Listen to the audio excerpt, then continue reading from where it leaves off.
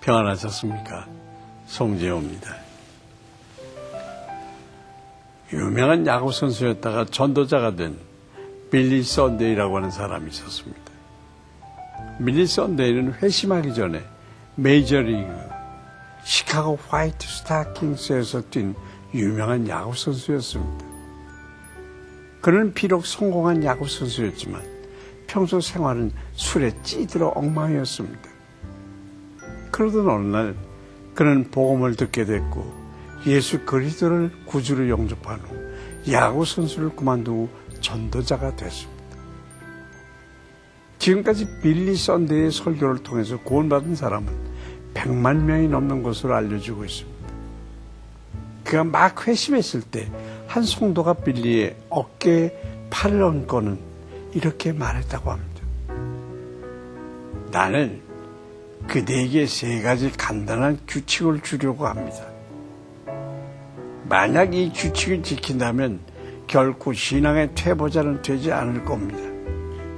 하루에 15분씩 하나님께서 말씀하시는 것에 귀를 기울이기 위해 성경을 읽으십시오.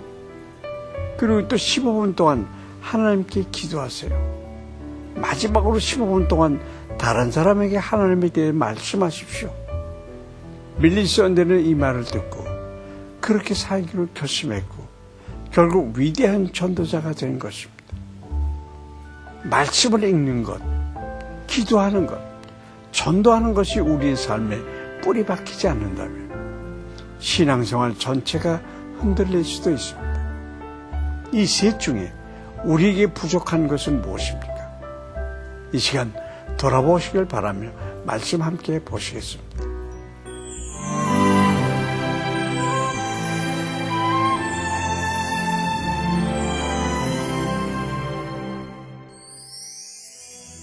오늘 보실 말씀은 사도행전 28장 21절에서 31절까지입니다. 그들이 이르되 우리가 유대에서 내게 대한 편지도 받은 일이 없고 또 형제 중 누가 와서 내게 대하여 좋지 못한 것을 전하든지 이야기한 일도 없느니라. 이에 우리가 너의 사상이 어떠한가 듣고자 하니 이 파에 대하여는 어디서든지 반대를 받는 줄 알기 때문이라 하더라. 그들이 날짜를 정하고 그가 유숙하는 집에 많이 오니 바울이 아침부터 저녁까지 강론하여 하나님의 나라를 증언하고 모세의 율법과 선지자의 말을 가지고 예수에 대하여 권하더라. 그 말을 믿는 사람도 있고 믿지 아니하는 사람도 있어 서로 맞지 아니하여 흩어질 때에 바울이 한날로 이르되 성령이 선지자 이사야를 통하여 너희 조상들에게 말씀하신 것이 옳도다 일렀으되 이 백성에게 가서 말하기를 너희가 듣기는 들어도 도무지 깨닫지 못하며 보기는 보아도 도무지 알지 못하는도다. 이 백성들의 마음이 우둔하여져서 그 귀로는 둔하게 듣고 그 눈은 감았으니 이는 눈으로 보고 귀로 듣고 마음으로 깨달아 돌아오면 내가 고쳐줄까 함이라 하였으니 그런즉 하나님의 이 구원이 이방인에게로 보내어진 줄 알라. 그들은 그것을 들으리라 하더라. 바울이 온 이태를 자기 셋집에 머물면서 자기에게 오는 사람을 다 영접하고 하나님의 나라를 전파하며 주 예수 그리스도에 관한 모든 것을 담대하게 거침없이 가르치더라. 로마에 있는 유대 지도자들은 기독교가 도처에서 유대인들의 반대를 받고 있다는 것을 알았지만 바울과 기독교에 대해 구체적인 적대감은 없었습니다. 그래야 그들은 날을 정해서 바울의 강연을 듣기 위해 많이 모여왔습니다. 바울은 하루 종일 기독교의 두 핵심인 하나님 나라와 그 나라를 시작하신 메시아 예수의 사역에 대해서 전하며 권했습니다. 그러나 유대인들의 반응은 신통치 않았습니다. 사실 이 같은 현상은 30년 바울의 사역 내내 반복된 일이었습니다. 그들이 기대하는 메시아는 예수처럼 십자가에서 죽는 메시아가 아니었고, 그들이 기다리는 하나님 나라는 이스라엘 민족이 세계를 통치하는 나라였던 것입니다.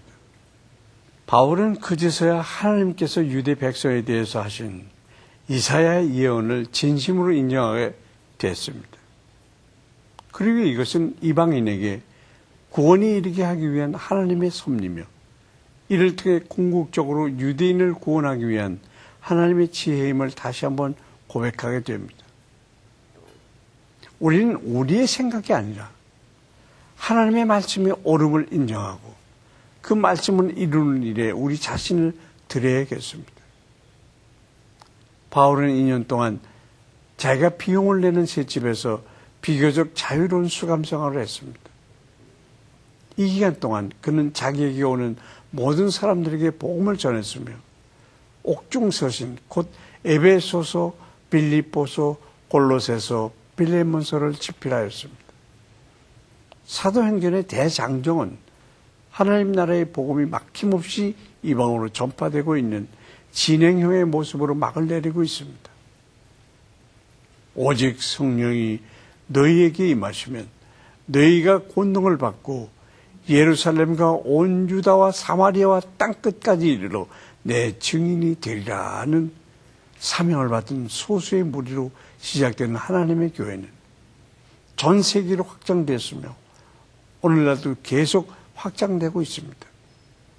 한편 바울은 가이사의 재판에서 무죄가 선고되어 AD 63년에 풀려났습니다. 그 후 바울은 멀리 서바나까지 복음을 전했다고 알려지며 AD 66년 다시 투옥되어 이듬해 순교했습니다. 지금도 진행형으로 계속되고 있는 사도행전의 일부가 되어 복음 전파에 힘쓰는 성도가 되어야 하겠습니다.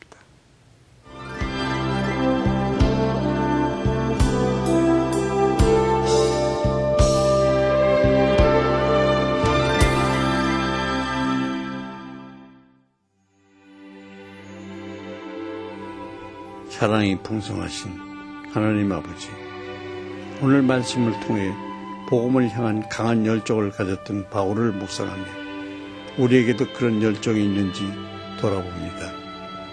하루하루 살아가기에만 급급했던 모습, 나 자신만을 생각하기에 바빴던 모습이 우리의 모습이 아니었는지요. 이런 모습들을 회개하며 이제는 복음을 위해 뜨거운 가슴을 가지고 살아가는 우리가 되길 원합니다. 그리하여 이 시대에 새로운 사도행전을 쓰는 성도가 되기를 소망합니다. 예수 그리스도의 이름으로 기도합니다. 아멘.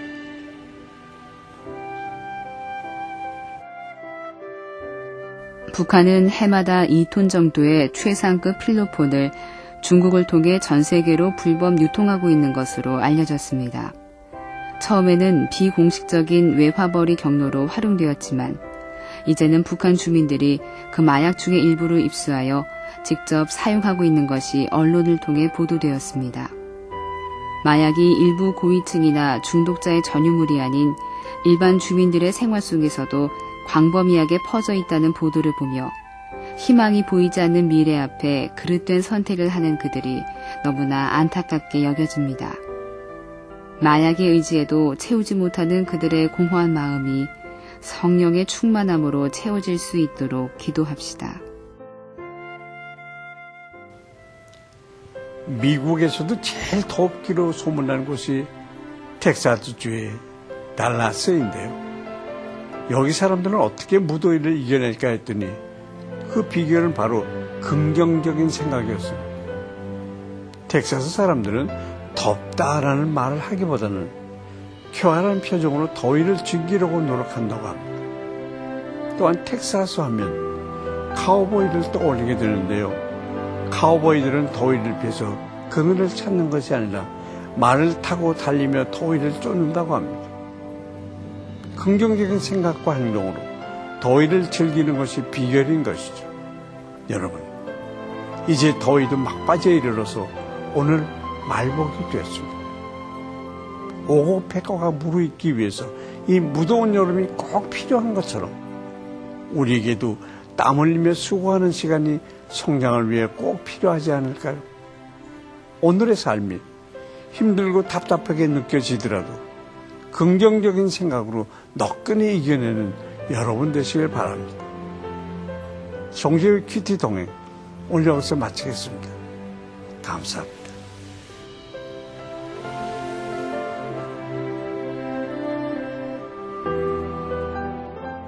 이 프로그램에는 GTM에서 큐티 교재 GT를, 책으로 만나는 성지 순례 답사기 바이블 루트를, 수아영에서 기초 화장품을 협찬해 주셨습니다.